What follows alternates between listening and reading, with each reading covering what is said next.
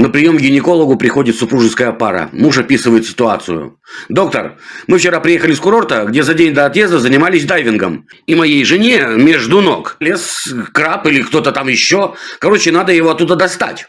Доктор проводит осмотр, видит, что обычным способом этого гада не достать, и говорит мужику: «А вы туда член засуньте, краб за него уцепится, и вы его выдернете».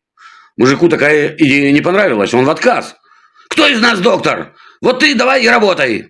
Доктор пристроился, всунул, достает, нет гада. Еще раз, опять нет. Вошел во вкус, имеет пациентку в полный рост. Мужик его по плечу хлопает. «Док, ты че, охренел?» Доктор практически в экстазе орет: «Да я его убью там нахрен!»